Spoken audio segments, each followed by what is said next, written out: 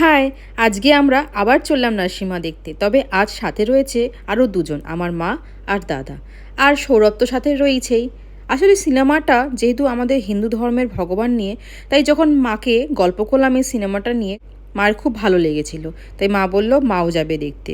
তাই আমরা একসাথে আবার বেরিয়ে পড়লাম। আর আজ এসেছি সোয়াভূমি সল্টলেকে। 6:30টার শো। এত হাউসফুল যাচ্ছে সিনেমাটা যে টিকিটই পাচ্ছিলাম না।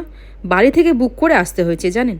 নেওয়া হলো পপকর্ন আর সাথে কফি এবং একটা কোল্ড ড্রিঙ্কস, কারণ আমাদের মতনই সিনেমা দেখার সময় এগুলো চাই। আর এদিকে তো অলরেডি সিনেমা স্টার্ট হয়ে গেছে 15 মিনিট আগে।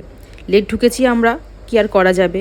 আমরা তার জন্য কি করেছি না, মাকে অলরেডি সিনেমা হলে বসিয়ে দিয়ে এইসব জিনিসগুলো কিনতে এসেছিলাম।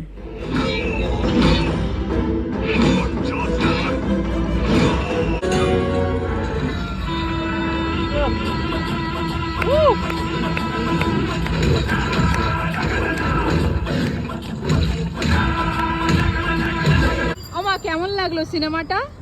খুবই ভাল লাগলো। প্রথম ভাল লাগছিল না, বাড়ি থেকে বেরোতে ইচ্ছা করছিল না, আচ্ছা, শরীরটা খারাপ লাগছিল। হ্যাঁ, তারপরে ভিতরে ঢুকে পপকর্ন খেলাম, কোল্ড ড্রিঙ্কস খেলাম।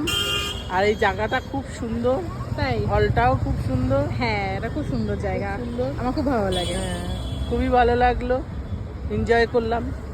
কি ভালো লাগছিল না যার জন্য- যখন ওই নরসিংহা মাঠ ছিল? হ্যাঁ, খুব সুন্দর লাগলো। আমার এইসব দেখতে খুব ভাল লাগে, ভালো লাগে না? খুব ভাল লাগে।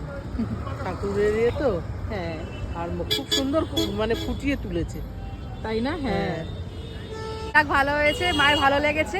আজকে তোমাদেরকে আগেই বলেছিলাম যে আজকের সিনেমাটা আমরা মায়ের জন্য দেখতে বেরিয়েছি। আমরা তো দেখেইছি, আমার মা প্রচন্ড অ্যানিমেশন সিনেমা দেখতে ভালোবাসে, আমাদের মতনই। তো মায়ের যে ভালো লেগেছে এটাই অনেক। মাঝে সাঝে এরকম ফ্যামিলির সাথে আউটিং কিন্তু খারাপ লাগে না, তাই না?